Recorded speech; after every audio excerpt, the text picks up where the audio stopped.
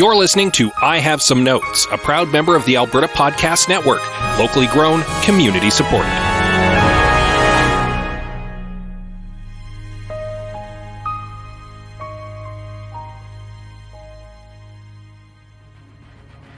Hey Greg, I have a pitch for the final installment of the final trilogy of Star Wars. Oh, sweet. What do you have for me? Well, it's not really a pitch for me, per se. Rather, it's a pitch for some other interested parties. Like who? Well, the loudest segments of the internet, anxious Disney executives who wish they were in the Marvel offices, and the cruel mistress of time. Everyone has some notes.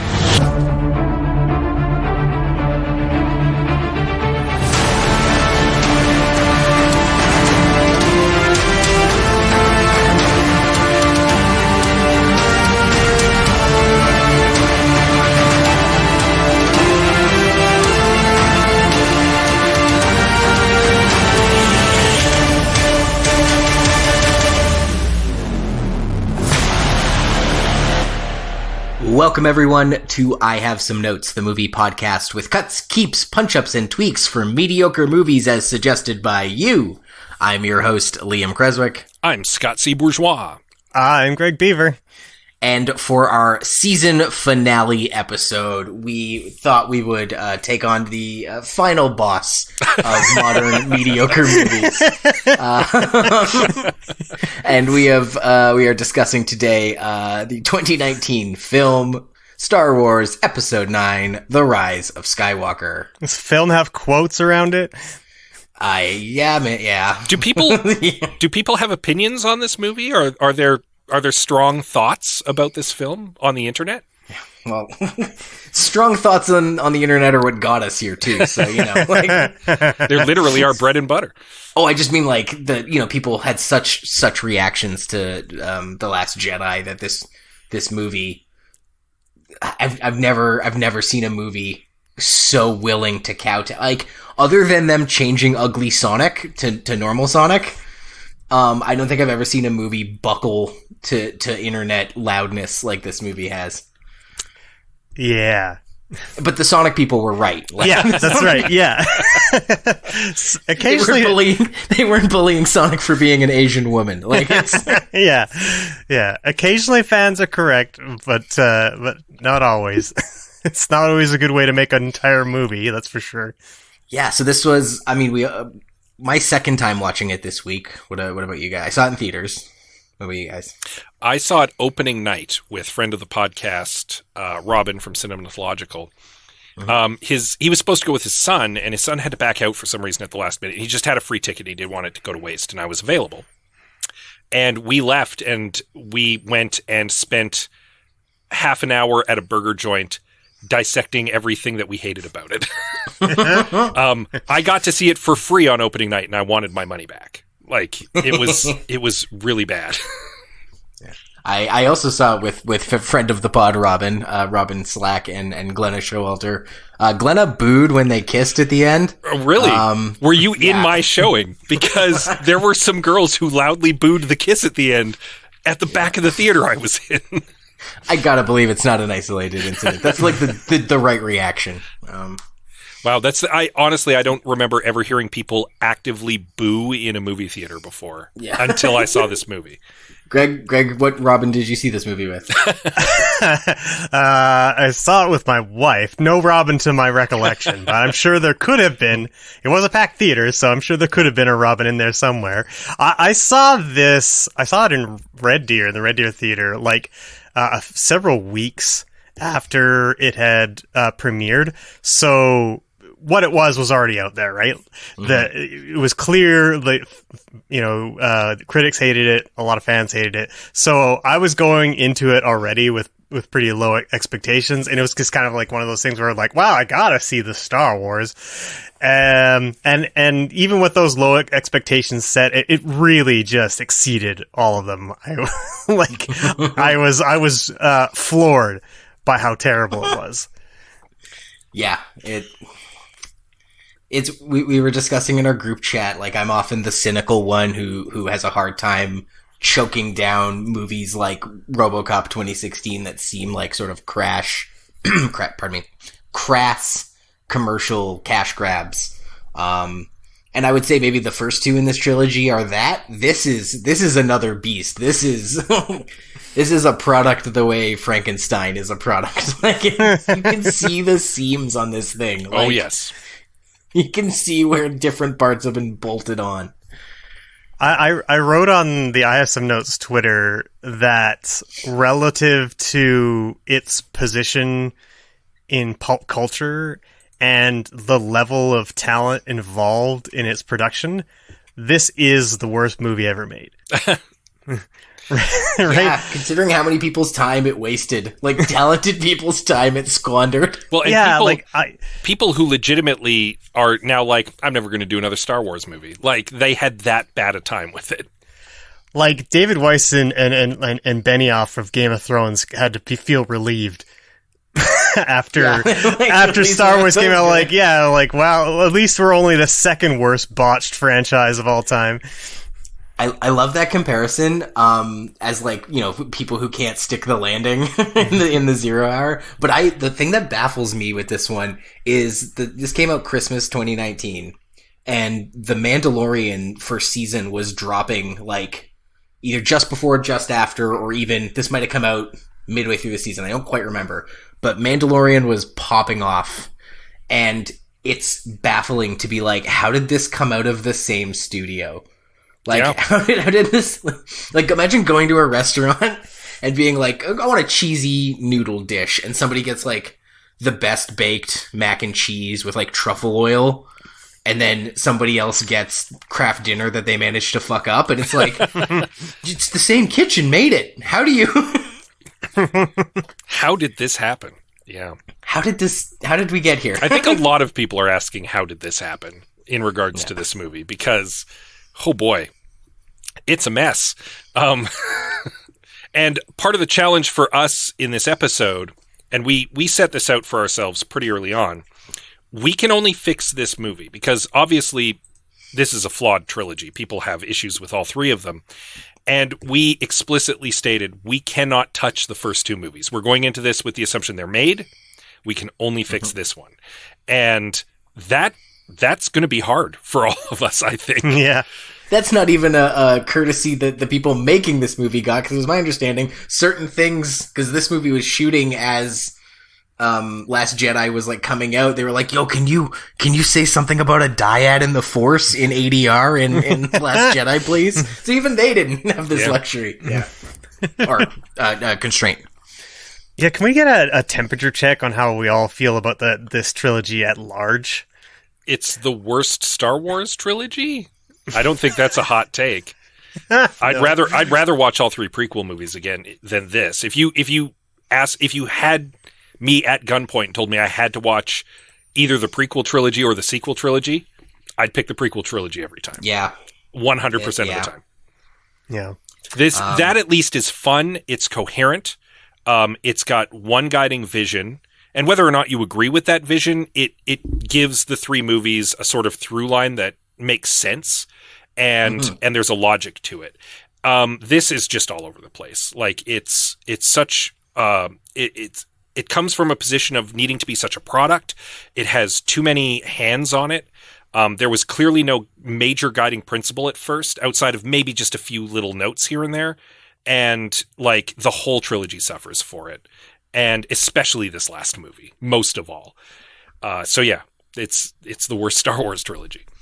Greg, what about you? I know you're a big Star Trek nerd. I know you love. Well, yes, you're a big Star Trek nerd. So how do you feel about Star Wars? Did I go on record on this podcast as saying I don't like Star Wars anymore? Like, and I mean, I still like the original trilogy. I'm not sure when it is I'm gonna go back to it though at this point, because it's one of those things where it just feels like I've seen so much bad Star Wars at this point that like I'm gonna need a lot of space from it in order to go back and sort of exactly in order to sort of enjoy it. But like this particular trilogy, I think, and this is not something new, it's not a revelation or anything, but it's just so bogged down in all the nostalgia trips, and I include The Last Jedi in all of this. Like the biggest problem is like most of the main characters don't get any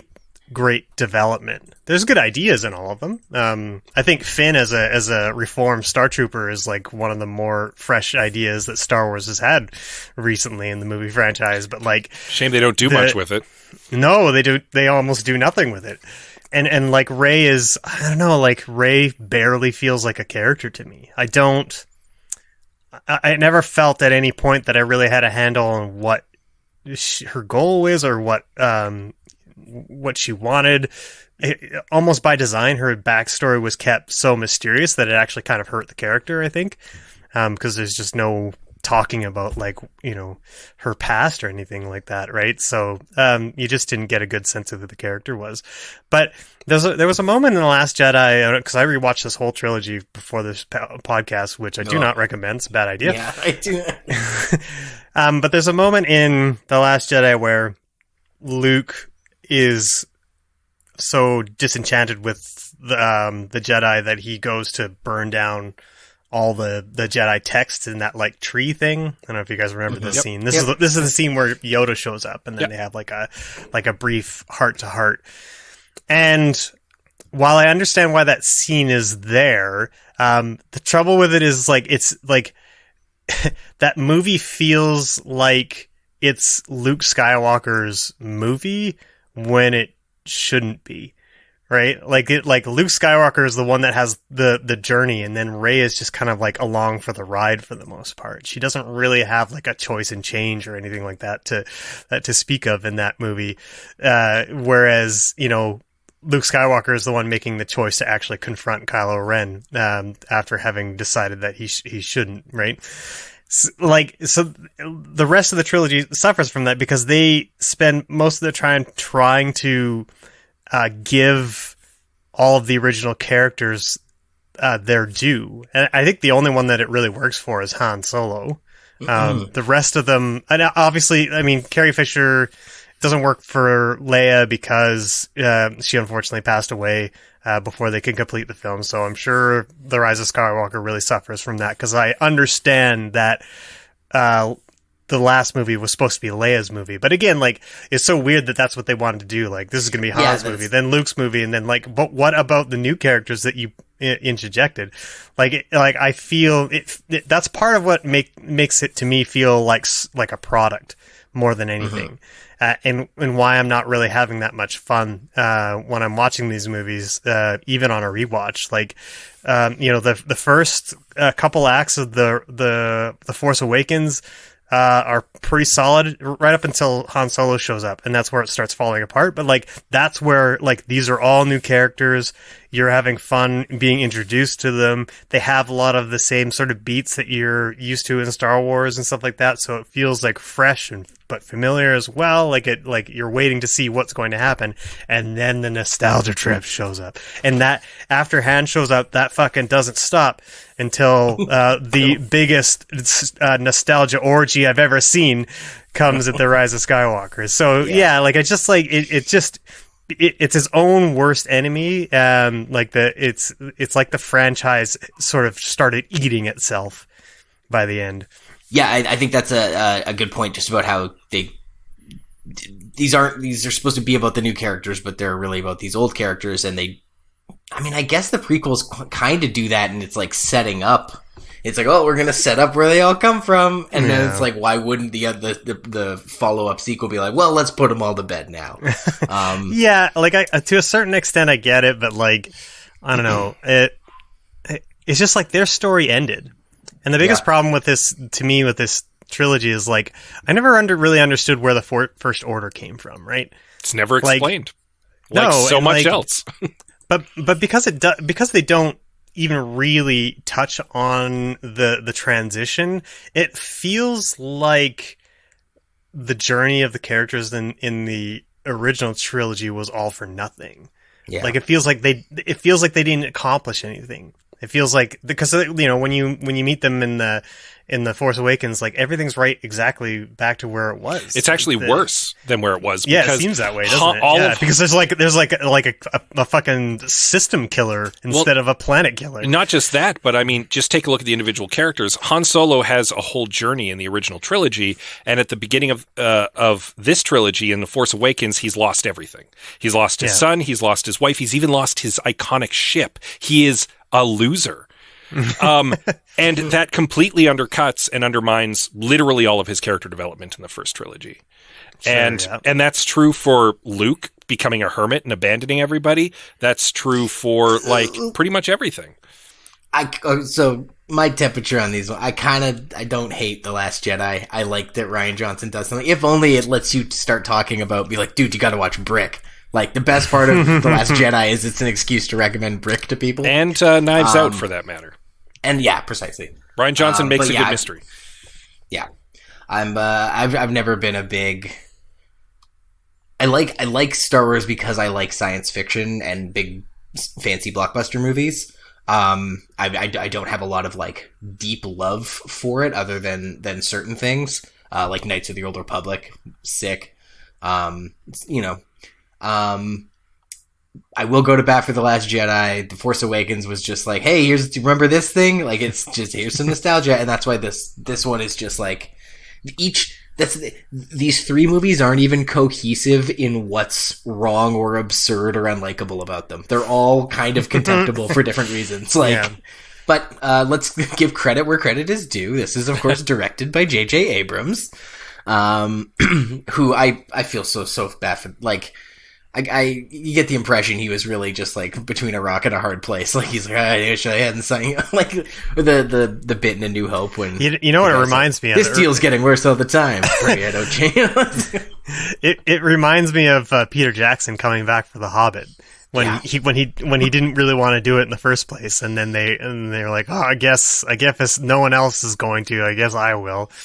So I think the Wachowskis nailed it with Matrix Resurrections, where it's like, look, if you're gonna make it, then fine, give it to me, and I'm gonna make a movie about how you're making me do this. Yeah, it was wonderful. Written for the screen by Chris Terrio, who did Batman v Superman, so stalwart record on this guy's resume. And J.J. Abrams, of course, starring Daisy Ridley as Rey, John Boyega as Finn, Oscar Isaac as Poe, Adam Driver as Kylo Ren, Carrie Fisher as Leia Organa, but it's a lot of archive footage, and of course Mark Hamill as Luke Skywalker, and old Harrison Ford shows up there too to play Chewie's friend. I mean, in fairness, and I want to be clear on this cast is an embarrassment of riches for this movie. Like, they're all very good actors, and I'm sad that they had to do this movie. Like, legitimately. I mean, everyone, the production, like the concept art people, the sets look great. The best boy Grip. I feel bad for the best boy Grip having had to work on this movie. Because with the exception of maybe J.J. Abrams, the decision makers weren't the creative people. No. Like we said in the opening, it was the loudest part of the internet and studio executives who want to make bank and have a second Marvel. Like, Disney was like, we're crushing it with this Marvel stuff, let's do it again. Like, as if Marvel isn't lightning in a bottle. Yeah, basically just roll the credits of this movie and say sorry as every name goes by. So sorry. Let's hit the trailer summary and talk about this movie now, not the trilogy. It's an instinct.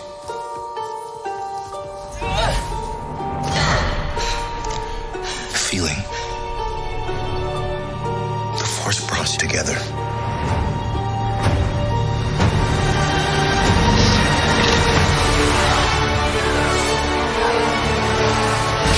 Long have I waited. And now you're coming together.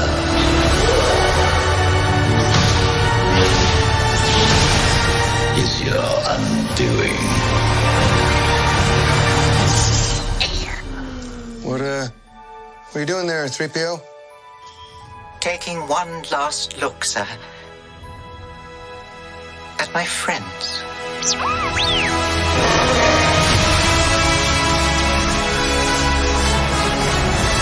Confronting fear is the destiny of a Jedi.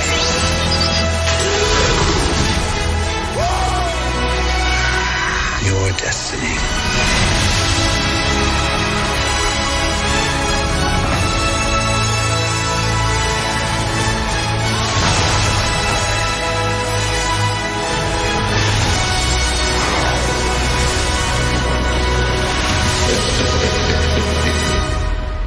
The Force will be with you.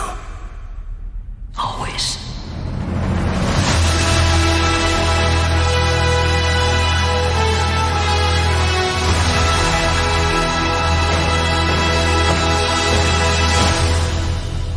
Kylo Ren has found a map. A map to Luke Skywalker at last? No, a map to Emperor Palpatine, who's back somehow.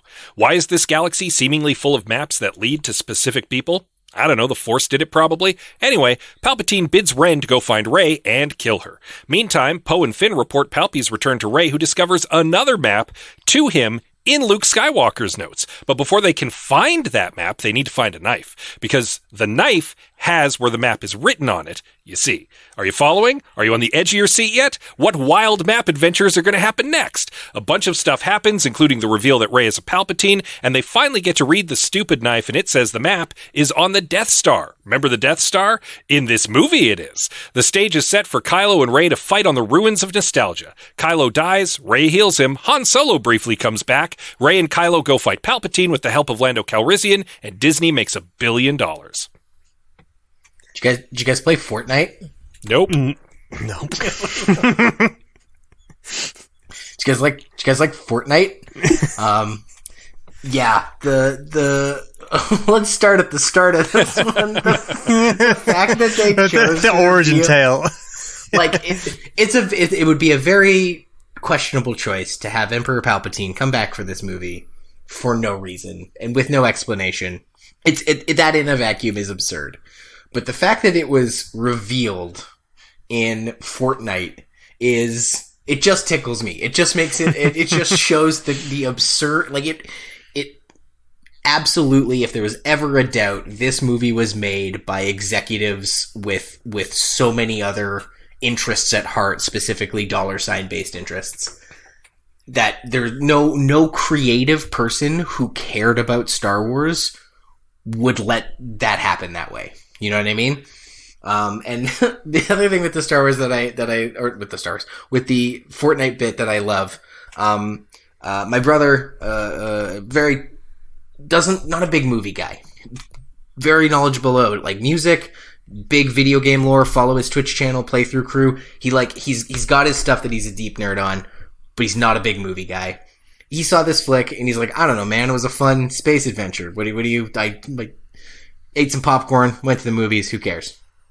I was trying to explain to him why he should feel like this movie was actively trying to insult his intelligence. Wouldn't buy it. Was like, I had a good time at the movies, don't ruin this for me. Fast forward to Christmas, 2019. The Return of the Jedi happens to be on television. We happen to be in the third act. And we happen to see the scene where Emperor Palpatine gets thrown into a hole and the Death Star is blown up. And I was like, Andrew, the next time we hear from this character is in Fortnite. Like we just watched him blow up. He's gonna show up in Fortnite next, canonically. And he's like, okay, I'm beginning to see your point. I mean, yeah, like I like to say that, like, you know, like any way that you experience art and enjoy art is valid. And and if you watch this movie and you enjoyed this movie, God love you. But I do not understand you. Like, yeah. Is this movie art or is this movie just product? And I realize that's me saying this instead of Liam, who's usually the person who says this. And I'm going to say what you should say to me whenever I try to pull this shit on, like, complaining about RoboCop 2016 or whatever. Artistic people worked on it. Yes. At the direction of people who are serving many masters. And in the case of something like RoboCop, it was like some movie execs wanted a bankable name in a movie theater for a certain quarter. Great. In the case of this, it's like they're catering to like weird fan nerds on the internet who have strong feelings about how much time Kelly Marie Tran gets to be on screen, and like, you know, all just like there's dollars. Like, you remember this was promoted on bananas? This movie, like, you could go to a grocery store, buy bananas, and you were informed that there was a new Star Wars movie on the banana sticker. Like it, like it's the whole. It goes beyond product. It's just like a money hose. Yeah, I have a really broad definition of art. I think product is art and art is product, regardless of like how you feel about it. Is it like there's the difference is like, is it good or bad art? And that's like, you know, whatever. Like I consider like road signs art, because like you have to design a sign that people read and can see clearly and all that kind of stuff. Like, there's artistry that goes into it, like, however little it is. It's some of it. But yeah, like, you know, there's a certain point where that really starts to, like, the art product sort of like, it's like a gradient, right? Like this, like, very much. This is probably heavily on gradient on the RoboCop one, and I believe it is the difference between El Topo and the Paw Patrol movie. Those are the two extremes of the thing. Yeah, I mean, if we're starting at the start, let's just start with the opening crawl, which is immediately where I felt like everything, where everything goes wrong almost right off the bat. I mean, this movie suffers from, not only is it a technically poorly made film, which is shocking. Again, like I said off the top, with all the talent involved, but it is also a film that is full of terrible ideas. From the multiple map MacGuffins, which was driving me absolutely insane because it was dumb in the fucking Force Awakens. I did not like the map to Luke Skywalker. Why do people have maps that are pointing to? I don't get that. And for some reason, J.B.J. Abrams was like, I'm going to do it a bunch. What am else I'm thinking? Like, for bad ideas, all the fake out deaths, injecting at the last minute some depth for Poe Dameron, as like he's a spice trader or something or other before, which, you know, has nothing to do with anything. He did, like, there's nothing comes of that, and it doesn't actually add any depth to his character because it doesn't inform anything that he does. Here's the thing: it's like they were trying to set him up for an arc in this movie, but it's done at the end of like Act 1, and then he has nothing else. No. So at least they give him an arc that finishes at some point in the movie. They don't just leave Finn gets left hanging. Yeah, Finn keeps telling Rey he has something to tell her and never does. Yeah. That was one of my notes when I came out of the theater. I was like, what did he want to tell her? He said it a couple times. Yeah, that bit is just... Yeah, that's another thing that's just shocking about the movie, is like that in a franchise film like this, that like an obvious plot thread gets dropped like that. Like, it's rare. Like plot threads get dropped all the time in blockbuster movies. That's not new, but ones that are like so specific and positing a specific question, that's strange. That's strange that got missed. Like, how do you get to the end of your screening with all your people around you, and like nobody doesn't raise their hand? Yeah, did nobody, like, I mean, I assume that they did, and they were just like, well, we can't do anything about it now because we have to release in 2 months, and we shot everything we were going to shoot. That's my guess what happened. Yeah, this like, movie is audacious in what it thinks it can get away with. Like, yeah. So yeah, trafficking in bad ideas, and then just made very technically poorly, which is it's a disaster. I would rather watch The Room over and over again, because that is far more interesting. This was exhausting. This movie really does inspire like a Cinema Sins style, like a list of multiple specific grievances anybody paying half the amount of attention would have. Like I don't like that sort of Cinema Sins style of criticism, but truly, like, bullet point list here on Rise of Skywalker. Like, it's hard. Fake out deaths. It's hard to even talk about the plot, because, like, if like when you sit down and think about it for a while, it really just feels like a bunch of almost. I mean, they are related, but like the way that the way that they play out, they feel like a bunch of unrelated scenes because everything happens so fast. Well, not just that, everything's contrived. Yeah. Like, they happen to go to the place where they happen to run into the ship, but they don't need to get to the ship because they happen to run into the thing they needed on the ship after they happen to fall into the exact specific cave, and they happen to end up on the planet that happens to have the Death Star, and the knife happens to point at the exact spot on the Death Star. Like, it's complete. Everything is a coincidence in this movie. There's no cause. There's no consequences. It's nothing. It's just stuff just happens. Yeah, that's a good way to put it. Nothing is set up or paid off. No, that's exactly right. There is no setup and there is no payoff. It's just stuff happens. Okay, so I gotta ask then, before we go any farther, what did we like about this movie? Ha! And I'm gonna say Babu Frick before anybody else gets to. He's only composited into the final battle because Steven Spielberg walked out of that theater in the initial test screening and went, "What happened to that little puppet?" Because his planet was exploded. He probably died. Yeah. But nobody can die in this movie. It's all fake outs. Yeah. Unless you're Carrie Fisher, unfortunately, because she really did die. So this actually might be a hot take. Here's something I really liked, and every other person I've seen discussing this movie has called it one of the contrivances you were mentioning, and perhaps one of the most egregious contrivances, whereas I was like, this is actually, I thought it was very endearing and funny both times I watched this movie. I like that C-3PO can translate it, but he's not allowed to say it.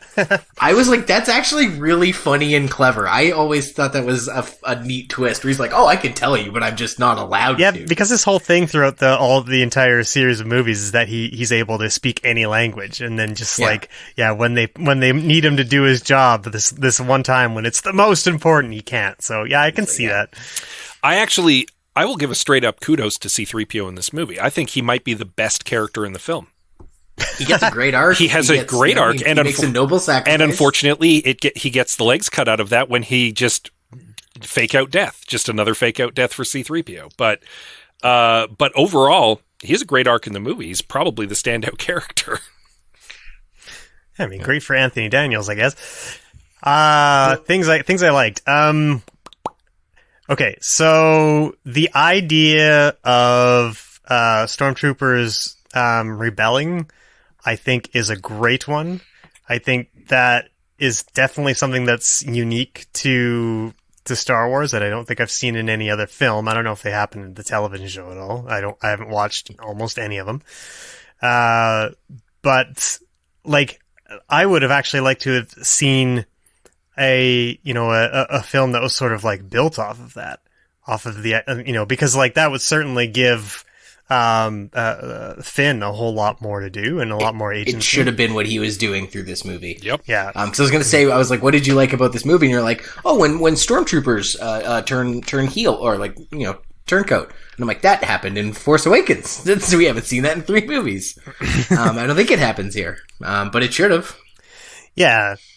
Yeah, I feel like, I mean, I obviously that idea is is the genesis of it is in the Force Awakens, but just like the idea that like it wasn't just a one-off. It was like there's a whole bunch of sort of like stormtrooper refugees living and trying to survive, and I feel like that to me was really interesting, and it's just like unfortunate that these characters who have kind of like, I mean, like they've got some great costuming. They've got like this sort of unique element to them where they're living off the land and they've got these alien horses and stuff like that. Like, I thought that the sort of bones of their story and how they looked was really cool. But just like nothing, again, like everything else in this movie, nothing was done with them. And like Finn's relationship to, what's her name? Anna, I can't remember. The one stormtrooper that they meet, they say like 3 lines to one another, and then the movie thinks that they have like this deep emotional connection, and that drove me up the wall. It's so mad, and that's most of the time that's what's going on in the Rise of Skywalker is like the movie posits something with like a line or two, and then expects you to just get on board. And that's the kind of thing you were talking about at the top, Liam, where it's just like insulting your intelligence. That it doesn't have to work for it. It's Star Wars. I don't have to work for it. Star Wars. You love it. You love it when characters smile at each other. It means they love. Yeah. Yeah. That's why we get to have a little smoochy smooch at the end. Yeah. And you what's your favorite part of this? I already said it was C-3PO. And I've been racking my brain while Greg was talking, trying to find one other thing to pull out of this movie that I liked. And I'm drawing a kind of blank. So yeah, one of the things I think that's tricky with this one is because everyone has such big opinions on it, and the problems are so manied and obvious and glaring. It's kind of hard to come with something like new to point out about it that hasn't already been said. So with those two things in mind, of some hot new ideas, and everyone's got some opinions, I say we head over to the second half now, talk about what we got for this, and oh boy, did our listeners chime in as well. So we want to make time for that. So let's go over to the second half here. Hear from our friends at the Alberta Podcast Network. With Pod Power, our sponsors are making it possible to amplify the voices of Albertans and Alberta podcasters. This episode, the Edmonton Community Foundation is helping us give a Pod Power shout-out to Your Forest. Your Forest is a podcast about the natural world. Hear stories about the environment, renewable resources, conservation, forestry, hunting, fishing, and more. This is a podcast for those who cannot live without the joys and wonders of all things wild. Find Your Forest wherever you get your podcast or at yourforestpodcast.com. That's yourforestpodcast.com. Looking for a way to give back? ATB Cares makes it easy for all Albertans to support the causes they care about. Donate to your favorite charity through ATB Cares, and ATB will match 20% of every dollar donated to eligible Alberta charities. To learn more and donate, visit atbcares.com. Welcome back to I Have Some Notes. We are discussing Rise of Skywalker, and we got fixes. It seemed daunting at first, but as I was watching it, I was like, there's elements here that definitely with hindsight we can fix. All right, well, I'll go first with the most obvious one. This is super low-hanging fruit. Get rid of Palpatine. He bringing in a brand new villain literally out of the blue. It's commented on. One of Poe's lines is actually somehow Palpatine returned. Like, the dead speak. Yeah, it's so out of the blue, it's so out of left field, and it's so late in the project that it's like glaring and it's problematic and it derails so much. And it's and once again, it was like we were talking about before, how all of the new characters feel sidelined in these movies. Well, now we've also sidelined the main villain, Kylo Ren, and we've introduced a new bigger bad. You gotta get So get rid of him. You don't need Palpatine in the film. You double in on Kylo, who in the previous films has 2 times now rejected redemption. He's all in on being a bad guy. Let him be the bad guy. He's got General Hux there as a secondary villain. You could bring back Captain Phasma. She fell into a pit. That doesn't kill anybody in Star Wars. You have your big evil triumvirate. Have them be the big bads in the final movie and build around that. And build around the idea that that in this movie, the bad guy doesn't want redemption. He wants to be a bad guy. It's his deliberate choice. And there you go. You've got a villain. I love that. I hadn't even thought about because I didn't rewatch Force Awakens before watching this, but I did rewatch Last Jedi. And yeah, he gets his chance multiple times, especially because I think the plan was to have Leia be the catalyst for that. Well, if Carrie Fisher died, that's like the universe telling you, like, no one is going to save this guy. He doesn't want to be saved. He wants to be Darth Vader. He's made his choice, and now he has to deal with the consequences of it, which is he gets beaten by the good guys. Dude, I think you are, that is how you do it if you cut Palpatine entirely. I love that insight. If you have to keep Palpatine, if Palpatine has to show up in the movie. If Kathleen Kennedy is holding a gun to your head saying Palpatine is in this movie. She's like, look, we already told the kids on Fortnite. It's going to happen. If you have to keep him, I love all of that to motivate.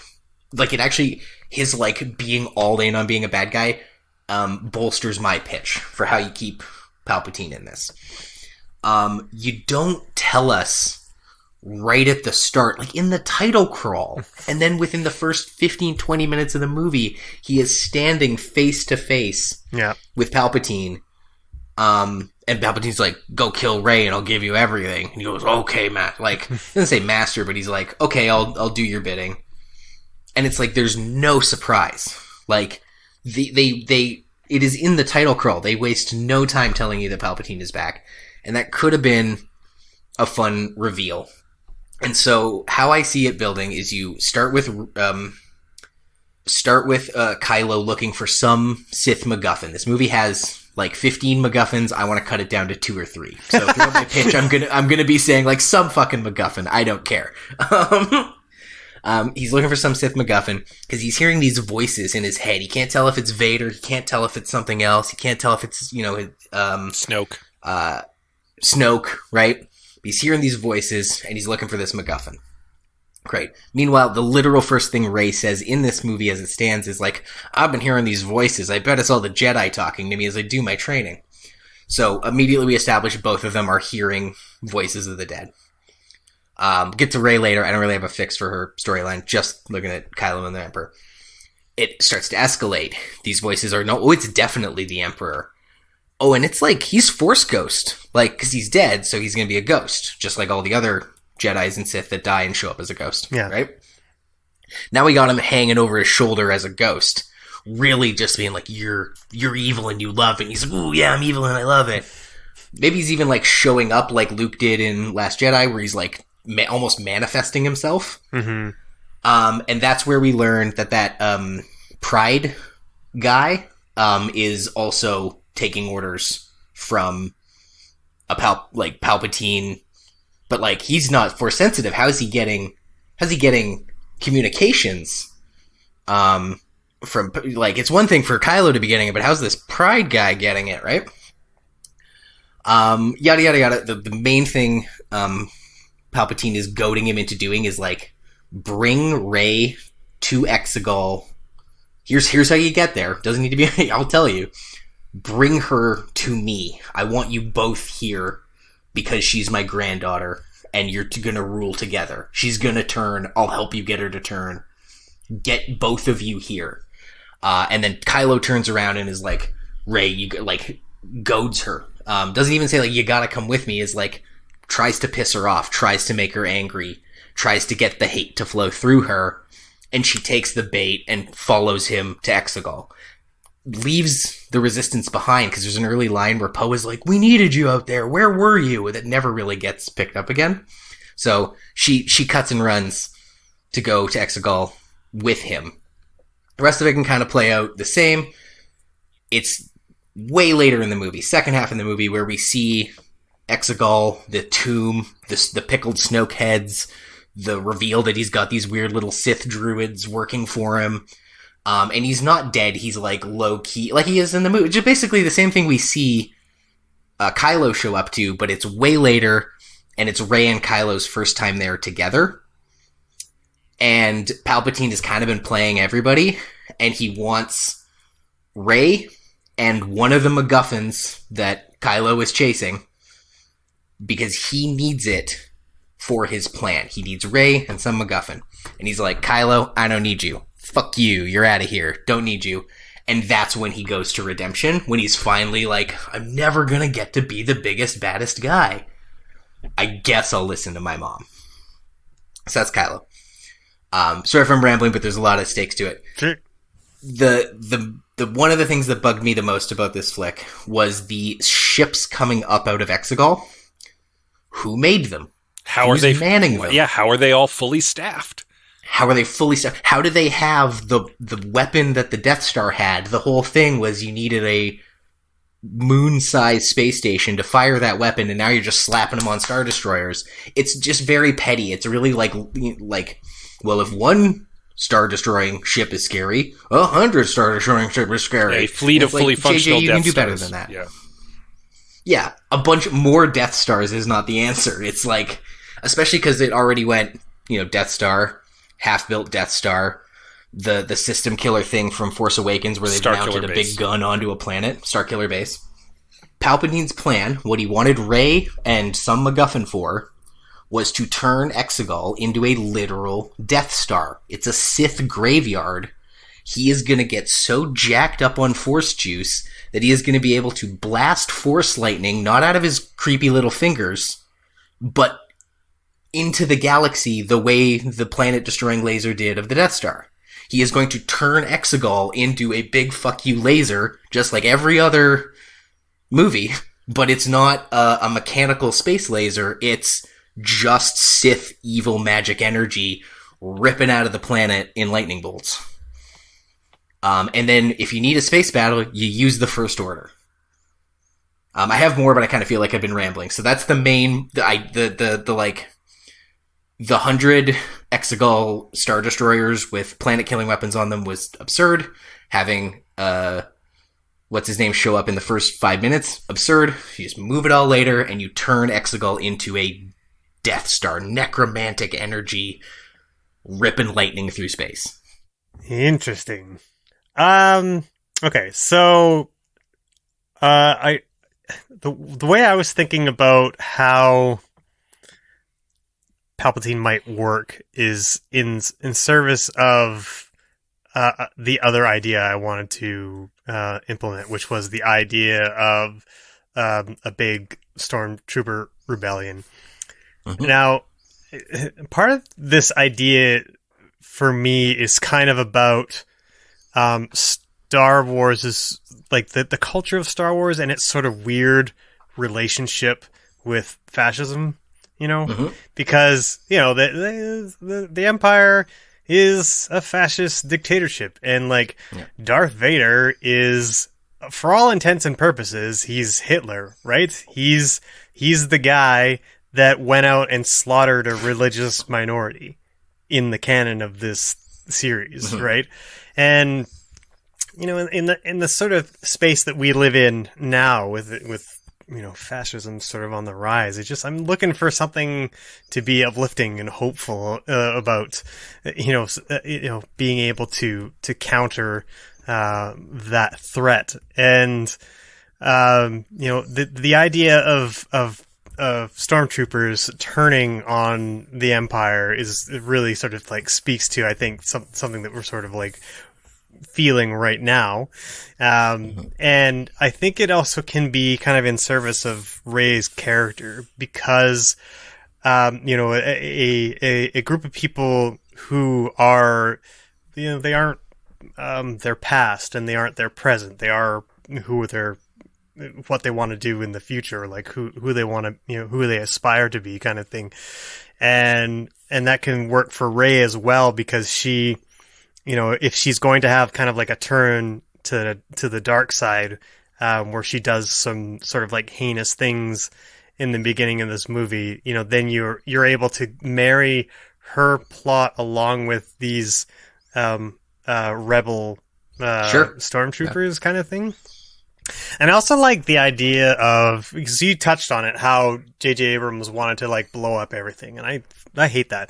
I think what really made The Empire Strikes Back a really interesting movie is the stakes did not go up; they contracted. Right? Mm-hmm. It was a much more intimate threat, and obviously culminating in the revolution that Darth Vader was Luke's father and stuff like that. Right? It was a very personal threat. It's sort of an existential one.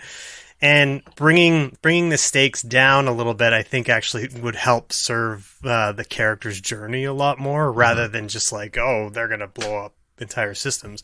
I didn't like the idea that they blew up an entire system in the Force Awakens. I think that was stupid, but yeah, I digress. One of the listeners had a really good point that in The Last Jedi, technically you could make the argument that both the Empire's fleet as well as the Resistance fleet were destroyed, right? Mm-hmm. So now, you could make the argument that they could be sort of on equal footing, with maybe the Resistance not not quite as powerful as the Empire, but like that to me makes it more interesting. Like they're both of those parties are in need of a boost to help each other get over one another, right? And then you've got the tension within the First Order where they're having to deal also with, you know, all these defectors and things like that. And I think like just sort of like that kind of makes a really interesting shrinking the stakes down like that, and like and having the Empire or the First Order have to fight with itself as well as trying to get one over the Resistance. I think that makes for a much more interesting movie to me. I obviously haven't fleshed out how those plots work, but just I can tell you because I want to go back, reflect on my thing. You have the fact that essentially Pride and inadvertently Kylo, like from all perspectives, Kylo, are gonna help build this new Death Star, this new lightning planet Exegol, and that's maybe the bridge too far. Maybe that's the like, okay, we're already on the back foot. There's already, some of us having secret meetings with the Emperor, some of us aren't. We're fighting amongst ourselves. The stormtroopers are rebelling.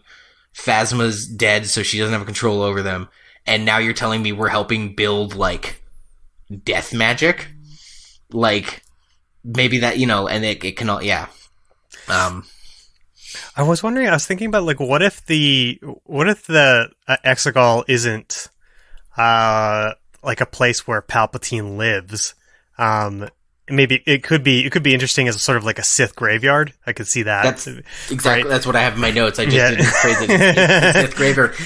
And I know when we see him the first time, he's like all decrepit, like he's the most decrepit he's been. I'm thinking almost like Vampire Tomb style, where he's like all but comatose, and just having Rey and Kylo show up is enough to like, kind of wake him up a little. He's got those little druid guys helping him. It's his tomb. It's not his house. Yeah. And it's a Sith graveyard, which is part of why with a catalyst for the lightning. Now, he did explode at the end of Empire, so I think we have to explain at least why his corpse is back. But that might be just me being pedantic. I mean, it could be something like the planet is sort of like the last vestiges of the Sith. I mean, they are. I think in the lore they're kind of like a defeated group, right? So it's sort of like a Sith graveyard, but it's also the place where Palpatine had created his last vestiges of his fleet, so that because the First Order is so destroyed, this is the reason why they are looking for Exegol is because they need weapons. They need to rebuild their fleet, and like that, and when the Resistance gets wind of that, then it becomes a race to Exegol because they need to stop them from rebuilding their fleet, right? And you could tie that into like Palpatine in the sense that like, because it's sort of like this Sith graveyard or whatever, the voices that both Rey and Kylo Ren are being influenced by continue to get stronger and stronger as they get closer to this Sith planet. You want there to be some poetry in your Star Wars? I was going to put this out there. If we're going to keep the Palpatine thing, and I still think Rey shouldn't be a Palpatine, even if we keep Palpatine. I think that can be easily plucked out. I think the climax should involve them blowing up the Sith planet for once. The bad guys have blown up so many good guy planets. I think this time the good guys get to blow up the bad guy planet. I legit think like Palpatine's not maybe physically alive because as I pointed out, he exploded. But his ghost was drawn back to Exegol. Like it's a crux of Sith power. And the only way to stop the Sith and stop this from happening again and to stop them from being able to weaponize this dark magic planet is destroy the planet. So Rey in the climax, maybe with Kylo, if we are stuck with redeeming him, uses the Sith MacGuffin and turns that power inward and blows up the Sith graveyard. Yeah. That's sick. And it makes sense his spirit could, he blows up in Jedi. His spirit goes back there because he's if these are space wizards, he's a space lich. Basically, yeah. And famously, it's his phylactery, it's his Horcrux, and he goes back to Exegol as a ghost. Yeah. I will say this. This is, and this was brought up in a video. It's put into Snoke bodies. Yeah. Yeah, sorry. He could have been in a Snoke body. That could be something that he could reveal here. But one thing that there was this video that I was watching, and I'm going to recommend it later in the episode. Bear with me, which I thought was an interesting look into how this movie came to be. But one of the things that he brought up, and one of the things that I legit think was an interesting idea, was Palpatine saying that he wanted to inhabit Rey's body. And the implication being that the Sith rule of two, which is canonical, there's always two Sith, there's the Master, the Apprentice eventually gets powerful enough to kill the Master and take his place. But Palpatine seems to imply in the actual film we got that that's a trap. That every time the apprentice gets powerful enough, he kills the master, and the master's ghost possesses the apprentice, and he becomes more powerful in that way. So it's one Sith who's been like populating throughout and was Palpatine and would have become Vader, and is now looking to become Rey. And that is an interesting concept. Maybe that would make sense because Palpatine's always like daring people to strike him down, and like he's sort in that way. It's sort of like what Obi-Wan said, like, if you strike me down, I'm just going to become more powerful. Perhaps it's like that in the light and the dark. It just works different ways, right? Like in the dark, it's sort of like a possession, it's sort of like an evil way of like, whereas in the light, it's sort of like they become this thing of hope that becomes, and they are, they become something that can be a vestige of hope or help them out in some way or whatever. You kill a martyr, the cause just gets more powerful. Well, not just that, but for the Jedi, when you kill them, they become one with the Force. They become more one with everything. Whereas for the Sith, it keeps crystallizing. It keeps consolidating further and further. Getting more one-y versus more like all before of us. More many. Sick. Yeah. So that's an interesting concept to explore. And I love this movie. And that ties back into your idea of Palpatine is a lich. Ooh, ideas are happening. Okay, so imagine if that's the case, if the sort of like striking each other down. Now that Rey and Kylo are sort of like they're a dyad, they called it, right? So like they're basically become sort of like the epitome of both the light and the dark. And they're always saying like the Force needs to have balance. So perhaps like the only way for them to restore balance to the galaxy is to strike each other down, right? So like the ending is actually both of them striking each other down, and that is super cool. And technically the correct answer. No way Disney would market that where the two heroes stab them, but having them learn to get along is the slightly more toothless version of what you're pitching, where they learn to like, there's always going to be two of us, and as long as we agree not to like tip it one way or another by to like low key cooperate. I want them to chop each other's heads off. Obviously, I want them to chop each other's heads, like stab each other at the same time for sure. Obviously, that'd be more fun. But and then the Sith planet explodes. Yeah, I really love the idea of like the rebels. Maybe it could be sort of like the resistance as well as with assistance from the stormtrooper rebels and stuff like that, taking over like the last planet-killing ship in existence to just sort of destroy the planet. I love that. I also love the idea. I can see the set piece in my mind. I can see Kylo Ren and Rey fighting in the corridors of like the big juicy space laser. That seems like a really Star Warsy type set to me, and would make for like a really great final battle between the two of them. Love this. I love the I want to hear back what we just sort of that was. We often do this where we like bounce off each other, but this one really did have a nice pass the baton where we've come up with something that I'm like, God damn it, I want to listen to back, because we're not taking notes. We don't take notes when we have notes. What did we just say? But yeah, it just seems to me that like having the dyad have a point to it, because I'm not really sure that like the dyad had a point to it in the Rise of Skywalker a whole lot. And I know we said we weren't necessarily going to fix the other two movies because we're only doing this one, but if you really want to pay off Palpatine as a Lich, you really did have to start setting it up in the first two movies. Like, you had to make it more clear that maybe Kylo Ren was hearing Palpatine's voice or something like that. Or that Snoke was some sort of weird Sith experiment. Or had Palpatine's spirit in him the whole time. Like, you needed to plant those seeds early, but what's gone is gone. If we're just working with this, there was a better way to set it up for sure. I really honestly don't mind him as a Force ghost of some kind, if that's the way that you wanted to bring him in, because like at least canonically that makes sense. And if the good guys can do it, why can't the bad guy do it? Yeah, and it doesn't feel cynical or gross, you know, like he came back somehow or whatever, you know. Yes, literally somehow, and it's not even unbelievable that he would spend his time as a Force ghost figuring out a way to get himself a new body. Yeah, for sure. Yeah. Whereas, like, you know, Liam Neeson's not fretting that; he's happy being a Force ghost. Absolutely, yeah. So I think in broad strokes we've fixed the Palpatine problem, but I definitely have a one other much more pointed and specific scene I would like to see done completely differently that bugged me the first time I saw it in theaters. They're at the dancing festival of the ancestors. The stormtroopers start chasing them. They fly now, lame, but whatever.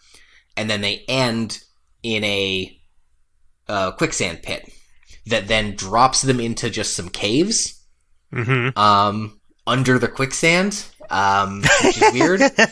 And then where they land is more or less exactly where the speeder bike they were looking for is. Like, so they find the knife or whatever.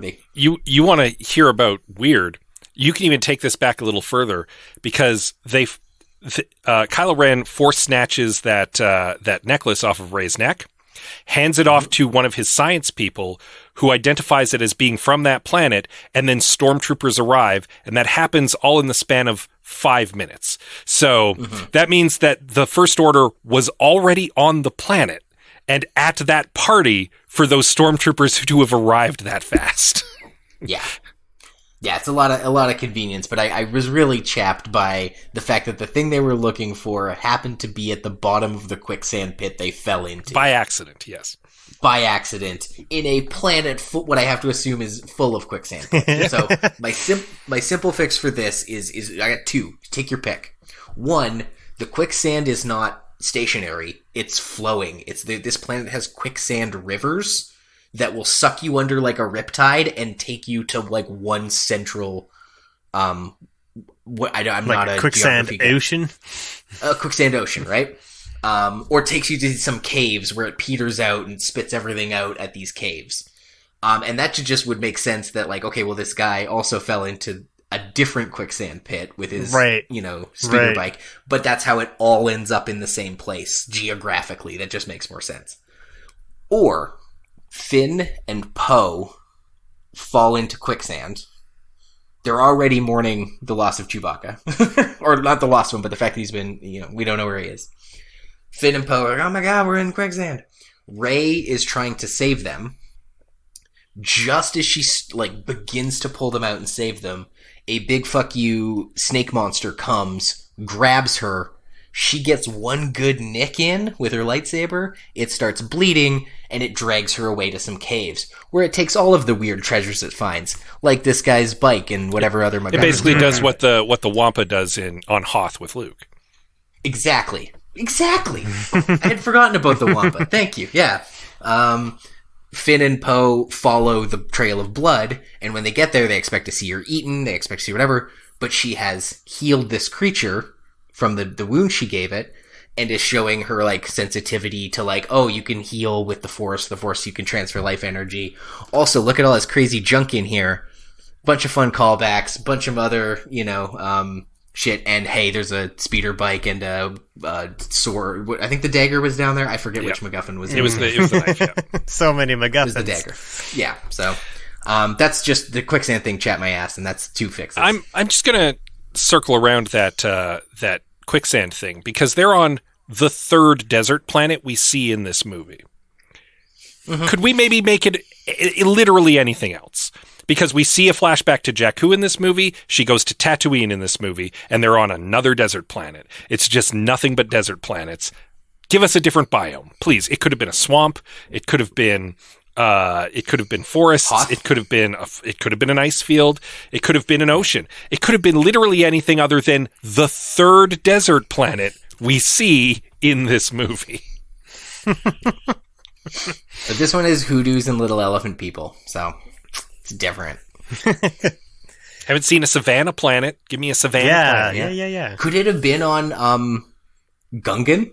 Could it have been like, or whatever Naboo? the planet? Yeah, Jar sure. Jar Why Binks not? is? Bring back Naboo. Right. Gungan's, yeah. Why not? Yeah, That's put where on Naboo. Palpatine comes from. Give us some Naboo. Sure. Yeah. Explore his background if you're going to bring it back. I forgot Palpatine's from Naboo. Yeah, there you go. It all. Good old Sheev Palpatine. Before we jump into our The quicksand that is our listener comments. Yeah. Listener comments. Any other fixes, gang? Now I think we took a good I'm crack sure at I've got tons, but like, yeah, I think I'm pretty happy with how it all worked out, the way that all came together. So, I mean, obviously, it's not we don't necessarily have a straight pitch, but I think a lot of the ideas that were being tossed around were pretty solid. Yeah, we broad strokes fixed some of the major problems. Yeah, I think that, like, I mean, there's enough bones there that you could start pecking away at, like, with the broad strokes, but also you want, like, and some themes of redemption and some themes, so, like, yeah, I think that would be good enough to sort of start building off of it, because what is there is terrible. Yeah, and we only have so much of our listeners' precious time. We don't have time to get into a horse-led charge for a stationary homing beacon or a control beacon, like horses on the side of a spaceship. Yeah, it makes sense. But of course, we have all of your listener comments. Oh boy, did you have thoughts as well? And we are grateful and glad that you contributed to them, and we get to share them with everybody now. Yeah, just when we FYI, we often try to fit in every listener comment, but we got so many this time that it has been truncated a little, especially in places where people maybe were saying the same things as others. So if you don't hear your note, our apologies. This is one of those rare times where we just had it would have been a whole podcast of just listener notes. Yeah, easily. When we do solicit them, even if we don't read yours today, we do want you to hit us with them. So follow us at I Have Some Notes on Facebook and at I Have Some Notes on Twitter, and then I Have Some Notes Pod on Instagram. Let's get into it. Tack says, there's not enough time to consolidate a list. If I skip lunch breaks, I can probably get you a 10K dissertation by the end of 10K word dissertation by the end of the week, but it would not be comprehensive and would only bring up an Ewoks Battle of Endor level of quality. So to that end, Tack did eventually write some thoughts, and we quite like them. Want you to read them too, so we will link to those in the show notes. But yeah, there's lots. No Ewoks in this movie. There are absolutely. Yeah. Sorry, at the end they wave at the sky. I want meaningful Ewok action. More Gungans, more Ewoks. No huts. No huts. Yeah, that was the one. That was the one area they showed restraint. Okay, hang on. This just no Twi'leks, no whatever Greedo is. A Rodian. A what? Rodian. A Rodian. I'm that kind of nerd. Yes. No, but that's weirdly it's light on civilian aliens. This movie. Yeah, and a lot of what they do, really through this entire trilogy, with the exception of a very small handful, it's all new aliens. You don't really see aliens from either the original or prequel trilogy. It's just, let's make up something new. And on the one hand, it makes the galaxy feel bigger, but it also, it makes it feel less cohesive, if that makes sense. Because I'm used to seeing kind of the same background characters, and I don't really see any of them in this movie. Like we're in a different corner of the galaxy, completely divorced from what happened before.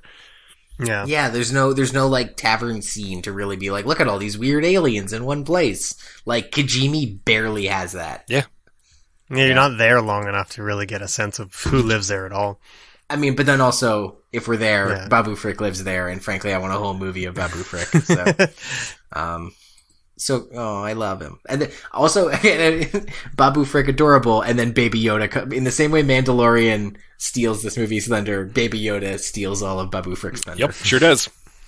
Munzie says, spend less time apologizing for Last Jedi and more time being a movie. Is that too broad? No, it's I would agree. pointed, yeah. Yeah, I mean, I think that's definitely a failure of the trilogy as a whole, is that they definitely feel like angry responses to one another in some ways. So, yeah. At DMAH, I don't know if that's DMA or an acronym, but at DMA says, mute the dialogue and just have Duel of the Fates looped for 2 hours. It is the most baller tune, I think, out of all the Star Wars tunes. I don't think it would help it make more sense. Okay. It might make it more enjoyable, though. It's a complete non sequitur, but I need to share it. You know how, like, when you have the same password for things, and you get pretty good at typing it, like even better than you are at regular typing, you can kind of bang your password out pretty quickly, muscle memory. Mm-hmm. One of the ones I use is a 5-letter word twice, like 2 times in a row. And when I type it, it goes click, click, click, click, click, click, click, click, click, click. And every time I type that password, I hear Duel of the Fates. And it's like 1, 2, 3, 5 letters. 1, 2, 3, 5 letters. If you want that password, send me your best phishing email. Who knows what you'll catch? Nathan Martin says, have a plan at the beginning. Even if it's just a skeleton, know where your 3 main characters are going from the beginning of the trilogy. There are a lot of fun parts in this movie, but it's the only movie where our 3 main characters are together. Are there fun parts in this movie, Nathan? Are there? Scott, they fly now. Oh, yeah, fair. Somehow, Palpatine has returned. Like, here's this is Nathan continuing. Like, here's a question that has nothing to do with this movie, but it's indicative of how these movies were made. In Force Awakens, Finn helps Poe escape the bad guys at the beginning. Their TIE fighter crashes on not Tatooine. Where does Poe go? Finn gets up, finds Poe's jacket, but where's Poe? He just magically shows up in an X-Wing later. I'm gonna shut up now. Now, Nathan, you've fallen into the trap of trying to fix a different movie than the movie we're fixing.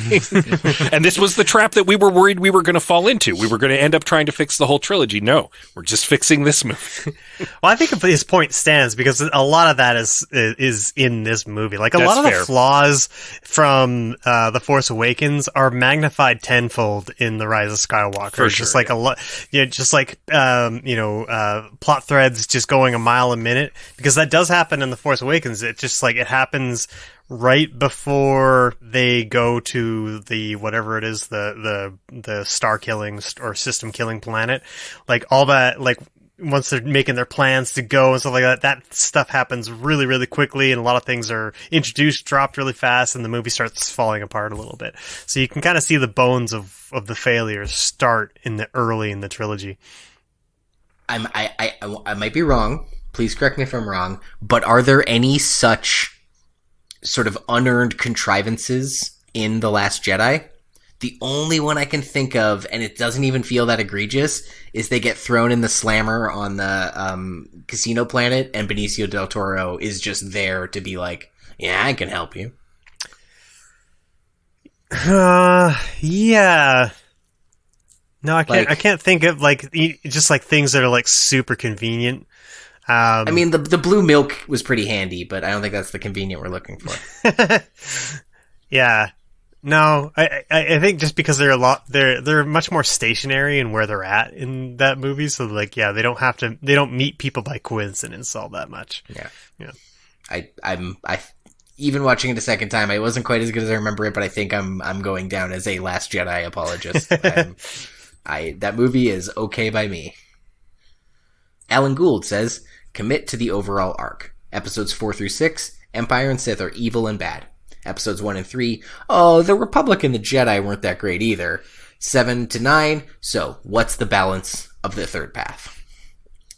They kill each other. They chop each other's heads off.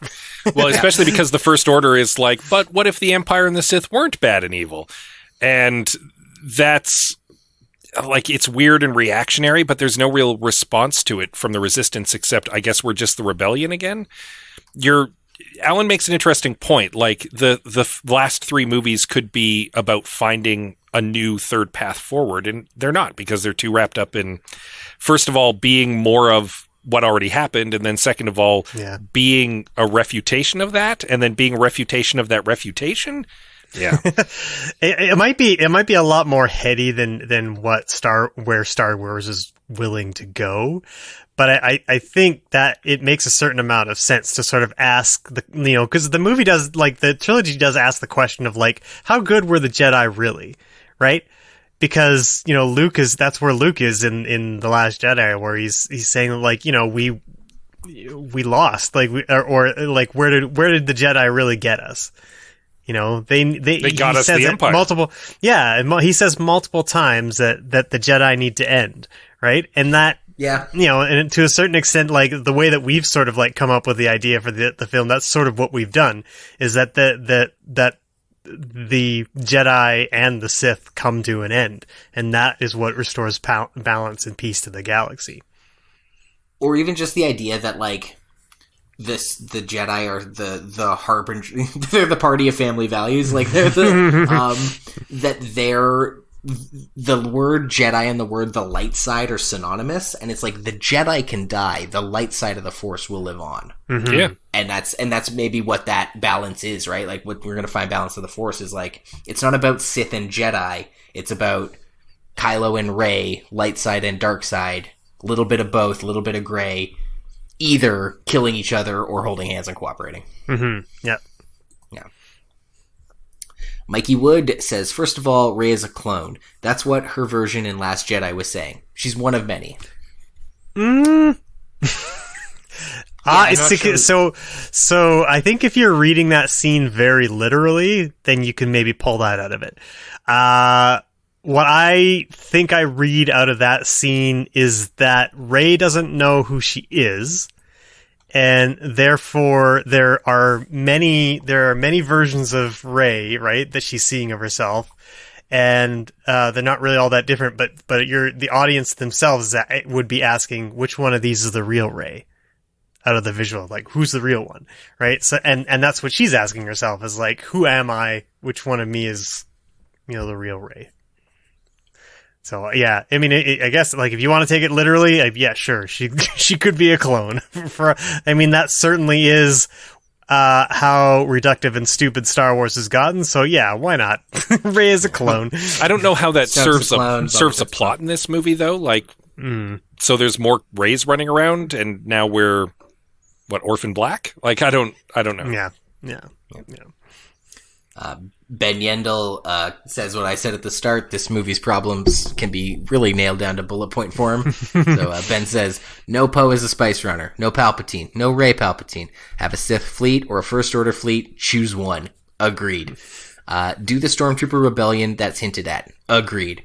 Have villain deaths mean something. Hux, Kylo, anybody. No CGI Leia. Better climactic fight choreography, and no fake out deaths. I will say, with the CGI Leia, I was surprised at how well it was pulled off.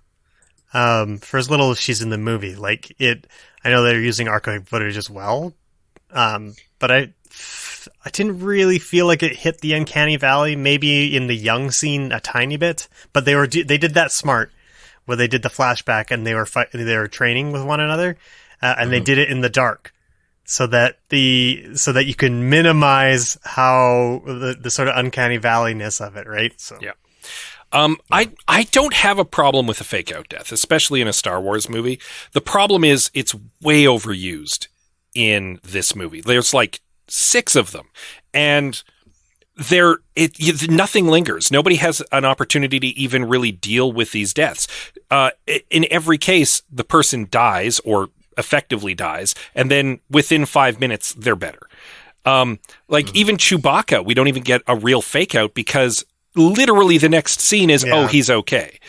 And we know that, and because we know that, the movie assumes that the characters don't need to deal with it, so the characters don't really acknowledge his death or have to come to grips with that or wrestle with it in any way, because we, the audience, know he's not dead, so it doesn't matter that the characters have to have a journey about it. I think that really my biggest problem with that particular scene is that there's no foreshadowing for the audience that could be the case, because you only ever see one transport. Oh yeah, it's super cheap, right? Yeah, so so that the audience is just convinced. So what happens is when you get to Chewie being still alive, it's actually really confusing why he's still alive, because you never even seen the slightest kiss of a hint that he could be alive, right? Yeah. Funny you should mention that, because our next commenter, Chris, actually has a counterpoint to all of this. Chris says, counterpoint, there should have been even more fake-out deaths. Every character should have been given a tearful death scene, only to pop up 5 minutes later saying, what was that a different I was on a different ship. I had backup. Just got back from the bathroom. What'd I miss? And here's the thing, Chris, counterpoint to your counterpoint. Nobody had a tearful death scene, because, as I previously established, nobody actually acknowledges or grieves any of these losses, because we, the audience, know that they're not real, and so the characters don't have to bother with it. So there are no tearful death scenes. Maybe not nobody, but just like the thing with Finn and the other lady talking about their time as stormtroopers, it gets 2 or 3 lines. Like, literally Rey's like, I did that. I blew up Chewie. And then that's the morning. Well, get over it. Moving on we go. Yep. Yeah. 2 Idiots and a Dog comments, you cannot fix Rise of Skywalker without first fixing The Last Jedi, which you fix by punting Rian Johnson to the curb and using a unified creative team for the entire trilogy. Oh, and stab Abrams every time he tries to change something because fans guess the big reveal. Even if I'm not a Last Jedi apologist, I don't think we need to kick Ryan or stab JJ. Also, it's a very violent pitch. Also, I mean, the problems don't stem from The Last Jedi. As we previously established, they stem from The Force Awakens. As Greg was pointing out before, like, you can see a lot of these problems germinating there originally. So you kind of have to start at the very beginning in that case. I do 100% agree you need a unified creative team for the trilogy. They should have stuck with the same director, and they should have stuck with an overarching plan right from the start. Whether that's JJ, whether that's Ryan, whether that's somebody else entirely, one guy holding the reins the whole time is better than just randomly popping it off Marvel style, because Marvel, at the very least, it's all self-contained stuff. In this case, you're actually trying to tell a unified story. You can't do that the same. I do have a pitch. Oh, go ahead. Sorry, I was just going to say that, like, one of the problems with The Force Awakens is that J.J. Abrams didn't do Rian Johnson any favors in terms of, like, teeing things up for him, because they knew that this was going to be a trilogy, and yet he just redid A New Hope, which was a standalone movie, right? Like, so you get to see Rey become a full-on Jedi essentially by the end of the movie. So, like, that's gone. They blow up Starkiller Base. Yeah, they blow up the Starkiller Base. They do all of that stuff. So, like, when you get to the Last Jedi, it's like, okay, well, now I've got to make some pretty bold decisions in order to set this trilogy apart, because we've just spent. Because, like, otherwise, what am I going to do? Am I going to make Empire Strikes Back again? Yeah. That's not really ideal. Yeah, and I mean, and this might be apocryphal, but I seem to recall that Lucas even said, had he known that he was going to be making sequels of the original Star Wars movie at the time he made it, he might have saved blowing up the Death Star for a second or third movie. He wouldn't have spent that right away, because that's the big thing, right? And JJ just does that. He doesn't learn that lesson. He spends an entire trilogy in one movie knowing that this was supposed to be a trilogy. I do have if you are going to have 3, like, JJ, Rian Johnson, and you have instead of going back to JJ, bring in a third guy. And I was trying to think, like, who would you bring in who has a good sense of storytelling and a deep love of Star Wars that would want to see it through to the end? And this might be a hot take, but let Kevin Smith take a crack at it. You want a redemption arc? I bet Kevin Smith would have made a better Rise of Skywalker. Yeah, it wouldn't be hard. Well, that's fair. Good point. Yeah. Abrams would have made a better one if they'd given him a couple more months. We've discovered that Favreau knows how to make a pretty good Star Wars. Yeah, sure. Maybe give him a trilogy. Don't call Joss Whedon. No, honestly, as far as directors go, like, I would love to see, like, a Denis Villeneuve version of Star Wars. I think that Well, might be You're really just cool. saying that because of Dune. Well, I mean, maybe we already got to see it. That's fair. But yeah, like, you know, his aesthetic and style sort of like suits that kind of gritty sci-fi. So, I mean, I'm sure he would have made it look absolutely gorgeous at the very least. We're only about halfway through these comments, so we're gonna keep it moving. Robin, who I saw the movie with, Robin, not the Robin Scott saw the movie with, both friends of the show. Says, I genuinely have an entire treatment for what I would do with this movie that just lives in my brain. In short, treat Leia and Kylo similar to Uncle Iroh and Zuko in Avatar The Last Airbender. Leia gets captured by the First Order early on, and subtly motivates Kylo's redemption arc while remaining largely unseen by the audience. In the end, Kylo must team up with Rey and the Resistance to break Leia out and in a rescue plot that mirrors A New Hope.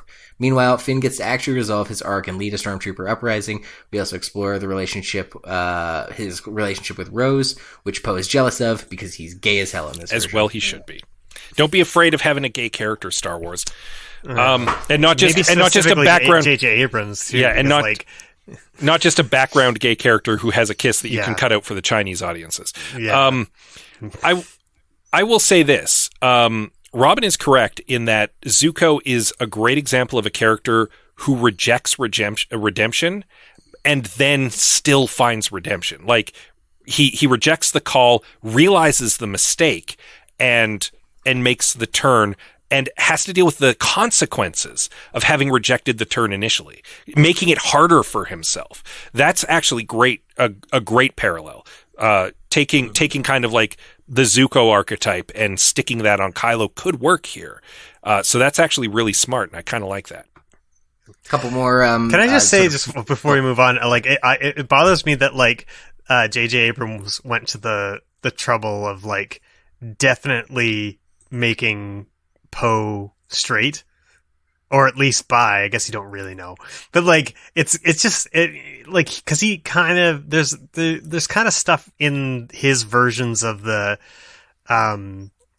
Star Trek movies that are kind of like that too, where they like all the characters have to be oogling after a woman of some sort at some point, and it's just kind of like in his filmography, and it kind of bothers me that it's there. And like, especially with the internet going around being like, hey, just make Poe and Finn gay, and to like straight up just ignore that call and just to like almost throw it in people's face, like, nah, we're not going to do that. Here's a lady that he's been with. It feels petty and cheap and annoying. Like, I hate that he did that. And to cut Kelly Marie Tran out, because like, we do listen to some parts of the internet, just not the gay parts. Like, the gay fan fiction. Tumblr, quiet. 4chan, we'll listen. Yeah. I also, just as an aside, want to point out that it's interesting to me that so many people have mentioned what Greg mentioned, the Stormtrooper uprising. Like, it's such an obvious plot thread, and it was not done. It's so amazing that so many people are just like, why wasn't there a Stormtrooper uprising? Wasn't that the whole point of Finn? Yeah, I think I should credit like our listeners, because they put that idea in my brain after reading most of their comments. Like, and I think I always kind of liked that idea and was not enamored that it wasn't explored at all. But yeah, credit to the listeners on that. So I was gonna say we have another sort of like pitch for how you'd fully fix it, which I love. And I really like this pitch as well, from Dan Brodrib. Says, mine would be a commercial disaster, but it would follow up on the path that Last Jedi laid down. With both the First Order and the Resistance in shambles after a space chase that gained nothing, but left both factions much, much worse off than when they started, the galaxy profoundly uninterested in yet another round of intergenerational Skywalker on Skywalker violence, attempts to move on. Kylo, Hux, and the First Order, inexperienced, undisciplined, and desperate to be capital T taken capital S seriously, embark on a lunatic plan so destructive no one in the galaxy believes anyone would be stupid enough to try, and anyone stupid enough to try is surely too stupid to succeed. That leaves the remains of the Resistance as the sole force of opposition, with nothing but a ragtag crew of misfits and a few conveniently placed beloved legacy characters. Rey, Finn, Poe, and Rose, like that note, must stop the First Order once and for all. Yeah. It's like what you were talking about earlier, like bringing the stakes down a bit. Yeah. Like focusing it in a little more. Yeah.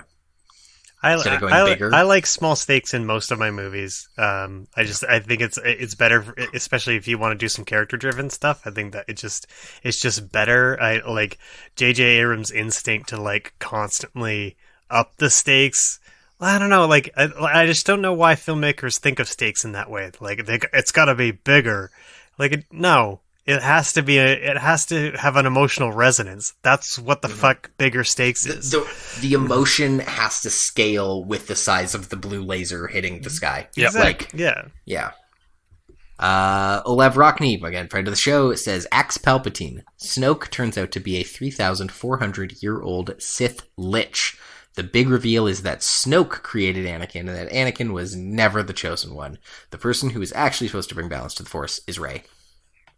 Yeah. I mean, that's similar to the Lich thing that we hit upon.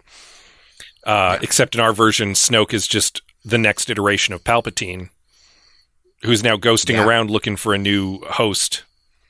Yeah, I'm really liking this idea of the crystallizing single Sith, and then I'm really pleased we stumbled on that. Andrew Craig says, is Do It Differently a valid critique? I really liked the new characters and everything. I just wish it looked forward and was brave enough to move past the nostalgia, and this is coming from a very nostalgic person, into something new. Yeah, I'd be inclined to agree.